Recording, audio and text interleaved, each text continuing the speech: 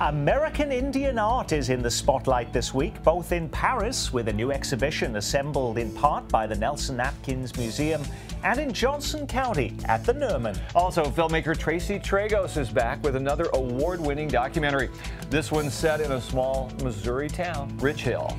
And if it's not a second language for you already, maybe it should be teaching kids to code. It's all coming up next on The Local Show.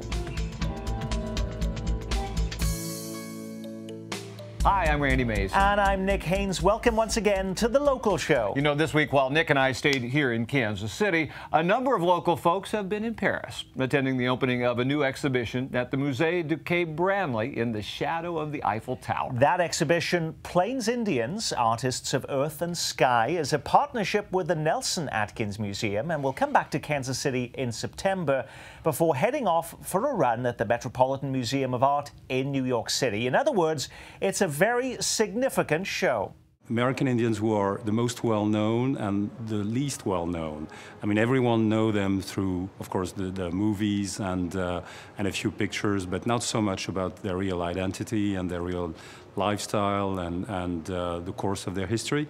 So we wanted to address that. And today, Kansas City is taking over Paris in such an incredible and celebratory way, and we will be shining our best curatorial efforts, the great talent of Gaylord Torrance, and we're going to be also sharing with Paris a very deep way of looking at our culture. Artists of Earth and Sky is notable for its scope, featuring more than 130 works ranging from pre-contact to the present day. For us, what is so exciting is that thread and continuity of excellence, of creativity, of amazing storytelling that, through the art, Native Americans have placed, and today we see that it is a living voice and a voice with incredible tradition. The exhibition will be running at the Musée du Quai Branly through July 20th, but you wouldn't have to cross the ocean to see some amazing contemporary American Indian works. Just get out to the Nerman Museum at Johnson County Community College. The Nerman is celebrating a collection that they've been quietly building for the last decade or so. A commitment to new Native American work that few contemporary art museums can match. JCCC is also home to the Center for American Indian Studies, which holds its annual Health and Wellness Powwow each year in May. Ashley Holcroft shows how it all fits together.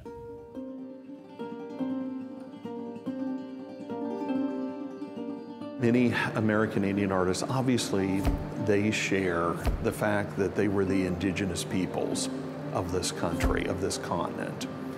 They've also experienced tremendous upheaval since Columbus visited here and the Spanish, etc. The exhibition is the result of over a decade of the college focusing on building a collection of contemporary American Indian art.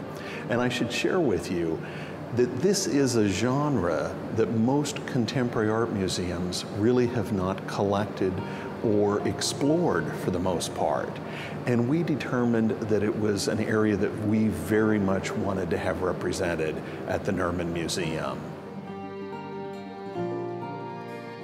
With over 50 works by some 43 artists, the collection overflows with an almost magnetic consciousness, each item alive with ancient ideals, yet shaped by modern influence, and each with a story to tell. This horn cup is literally a full buffalo horn, and he actually had the experience as a teenage boy of being involved with his elders, and they were talking about having animal spirit visions, etc. And the only thing that had occurred to him was this swallowtail butterfly that kept visiting him when he was in a meadow one day. And he was reluctant to even come forward and say that, because as a young man, he's thinking, oh, I don't want to come forward and say, I saw a butterfly. But one of the elders said, that's the most powerful symbol or vision you could have had, because butterflies are all about transformation. They start out earthbound and they ascend into the heavens. Oftentimes with Native American art, change is incremental. So it isn't as if all American Indian artists are saying, how can I make a radical break from the art that has preceded me, that my ancestors may have created, but rather they're incremental changes.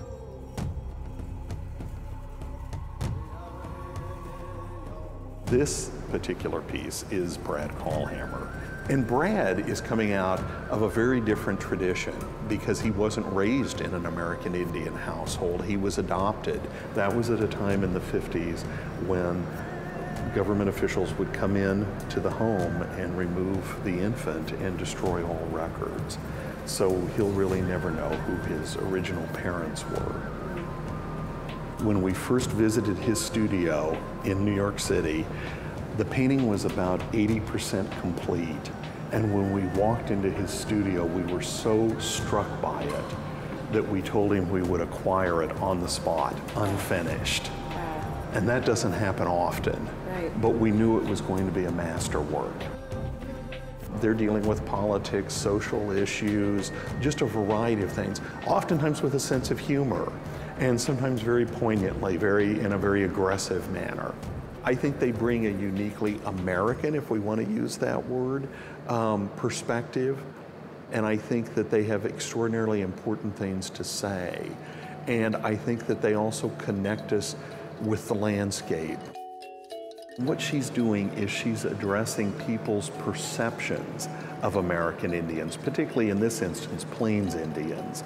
And so she's addressing their perception of how they view young Native American women, and she's really wanting to start talking about how American Indians live today. I think it's interesting because what we grew up seeing are all these films that show American Indians on horseback, hunting buffalo, attacking a stagecoach or a covered wagon train. But American Indian culture is so much broader than that. People have almost no familiarity with the Northwest Coast tribes, California, New England, the Southeast. There were over 500 tribes in America. So while every day, the NERMN is using exhibitions like this to broaden cultural paradigms and chip away at callous stereotypes, the college and the Center for American Indian Studies take it a step further. With the yearly Health and Wellness Powwow that draws hundreds of tribal members to Overland Park for the two-day gathering.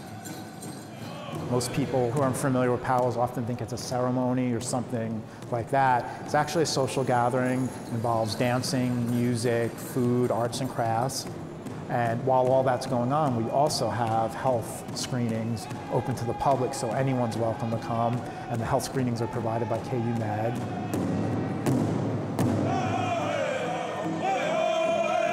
There's a reason for every dance, there's a reason for every song, and those songs never changed. They're still here to this day. Once again, it's still have that link to the past, and it still shows that people we're still here and we can still express our culture freely. You know, when we began this over 10 years ago, we really were thinking in terms of we want to be inclusive. We want to make sure that we have contemporary American Indian artists represented in the NERMN Museum of Contemporary Art collection. And it has grown and grown, and we've had such extraordinary support from the Board of Trustees here, patrons, etc., from the artists themselves, and oftentimes ensuring that we are offered the best piece possible. And I think that now we are thinking in terms of, wouldn't it be great to house one of the finest collections of contemporary American Indian art here in the NERMN Museum. I think it's an extraordinary compliment to what the Nelson Atkins Museum of Art has done. Their collection focuses more on historic works. And so this becomes the perfect complement to the great success they've had in building their collection. And it really will help to make Kansas City a destination point for anyone interested in either historic or contemporary American Indian art. You can catch this free exhibit through May 16th at the NERMN Museum. The 8th annual Health and Wellness Powwow happens May 2nd and 3rd at the JCCC. Now, more information at kcpt.org.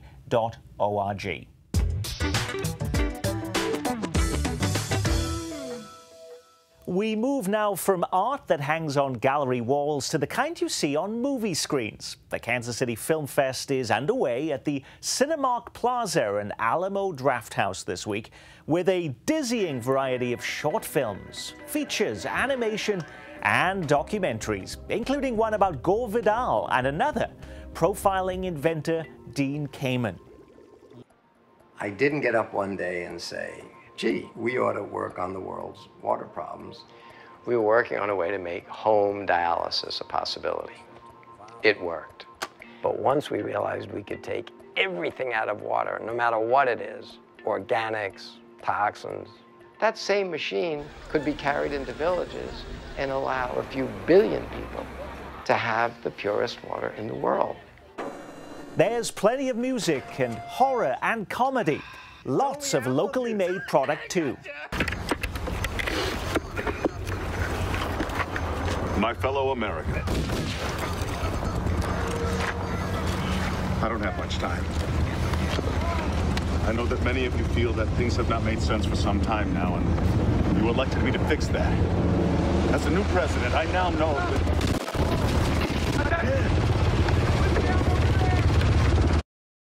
On Monday night, Rich Hill was screened at the festival, and its co-director, Tracy Droz Tragos, came from her home in Los Angeles to talk about it.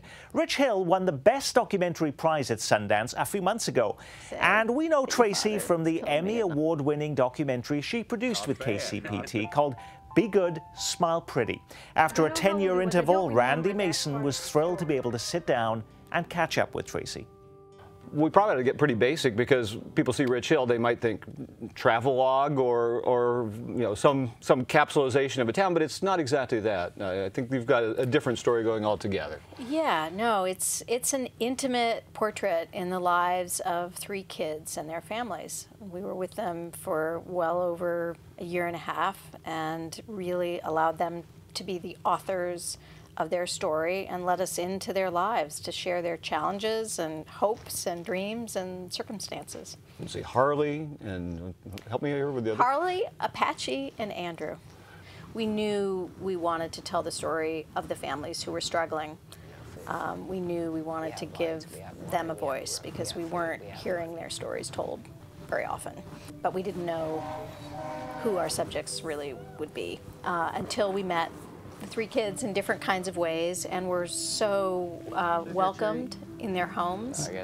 And really there was a feeling of them wanting to share their stories with us that it really clicked, and we felt like these are the voices that we want to share.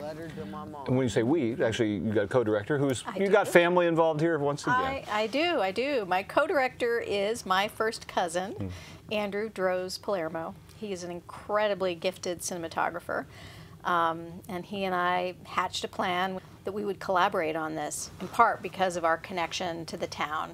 It was our family hometown. His mom grew up there, my dad grew up there, and it was a special place for us, but we also knew that for some of the families still living there, it wasn't terribly easy.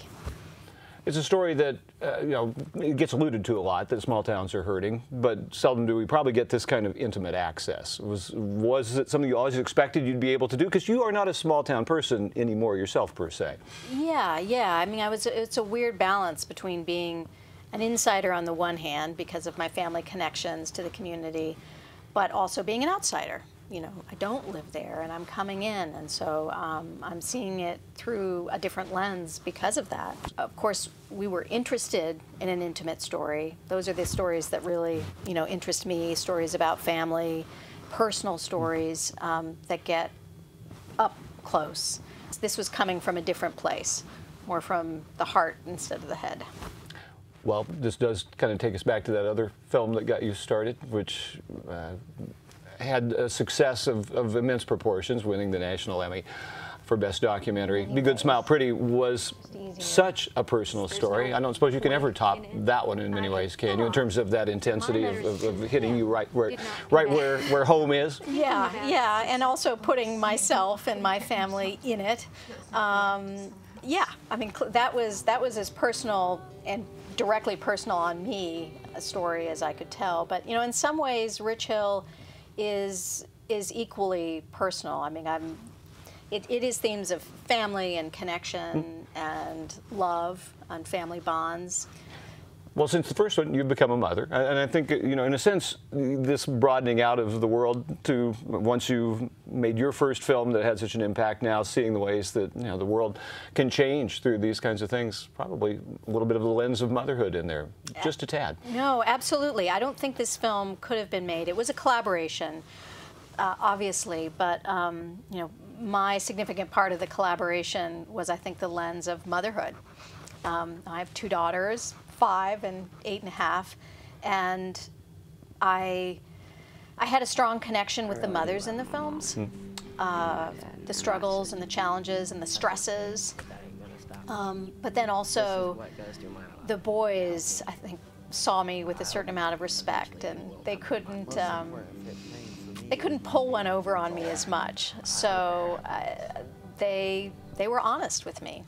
And I encourage them to be honest and kind of in some cases, cut the tough guy act, or, you know, really be at a more honest place. And I think in part they went there with me because they saw me as a bit of a mother figure. And it's interesting. Yeah. No, I can see where that helps fuel what was needed to make this kind of impact, because you take the film to Sundance. And once again, they're calling your name. That was kind of crazy. That was really unexpected, really. But, you know, I didn't expect it when we were sitting at a table together for the Emmys either. I mean, literally, I had kicked my shoes off and had to put them back on. Yes. But yes, 2 for 2 is your record on these kind of major awards, which is pretty amazing. And obviously, this film is hitting people in that place that you'd hoped it would. Yes, yes. I think people are responding on an emotional level and connecting with these families in a way that, you know, they might not have before. We wanted to bring them close. We wanted them in some measure to love them as we did and bring them into their hearts. And I think for a lot of people, we're succeeding, I hope. Well, I'd say so, and public television audiences are going to get to share in this once again, I hear. Indeed. Very honored again to be a part of the Independent Lens series, and so we'll be on PBS. We don't have a date yet, but we'll be on Independent Lens, and I'm, of course, Be Good, Smile, Pretty was on Independent Lens, so I feel like it's a home of sorts for me. And speaking of home, you're going to be able to show the film to people, obviously, here at the Kansas City Film Fest, which will be already over by the time this is seen, but you're going to maybe get this film out in theaters, which I think is kind of an amazing thing, too. Yeah, I'm really, really excited about this. I mean, we chose to give this film a very cinematic treatment. So we shot on a very high-end camera, and we did our sound at Skywalker Sound, and yeah, so I think if folks can also see it in the theaters, that'd be great. And we have a theatrical release, and we're opening in Kansas City, St. Louis, and New York, which I think I'm really excited about, because films don't often open in Kansas City and St. Louis, but we are opening. This will be the first theaters that will be able to have it and see it. Coming up in the summertime, dates to be announced? Yes, end of July, early August. So. Yeah, Rich Hill, the little town about 100 miles south of here, that, again, Tracy brought to us in little pieces with Be Good, Smile, Pretty. I mean, one of the last scenes in the film takes place there. I'm guessing film number 3 probably won't be there, but maybe it will. What you cooking up? I don't know. You know, it's coincidentally a project that I'm considering next takes place not so far away, in the same county. So, Bates County, Missouri. So we'll see. We'll see if that. I'm pretty busy right now, but this would be a long-form documentary following a young woman who is 16 and had just recently had a child, and I want to sort of see what the first 5 years of their young family is like. Well, it sounds like the motherhood connection and Missouri are still working for you. And it, honestly, just so thrilling when I picked up the paper and read that you had won the Sundance Award, and it was just like the greatest news you know, that you could get unexpectedly. And congratulations on achievements so far and ones to come, and for keeping us up to date here on things. Of course, of course. No, yes. Yeah, well, it's great to have you here on The Local Show. Tracy Drozd-Trago. Thank you.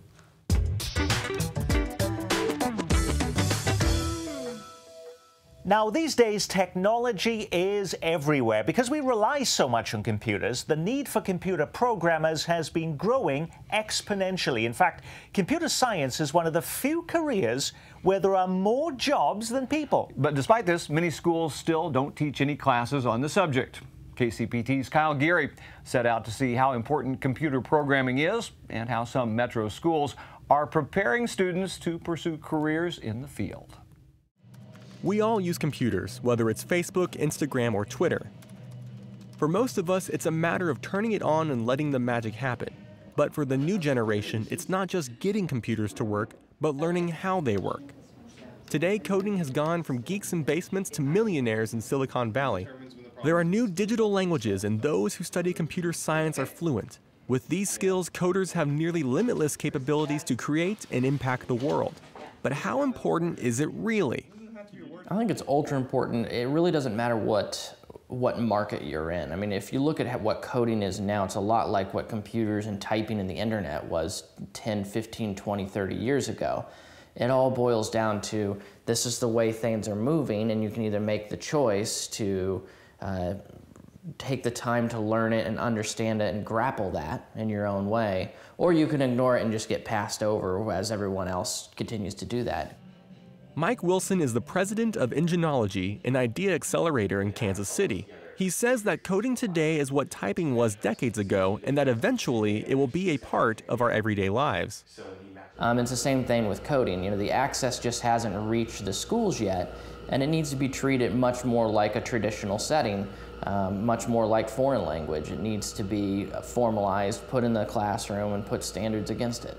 But can high school students really take programming classes just like any other course? At Liberty High School in Missouri, they can.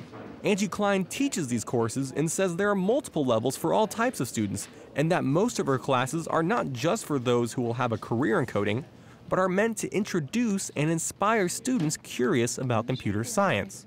The classes that I teach, only one of them is really directed towards anybody that would go on and major in computer science. The other three classes that I teach are really to get people excited about technology and using technology, and how do I make the computer do what I want it to do. Justin Kaysen is one of Klein's students. He's a senior planning to go into a computer science-related field after college.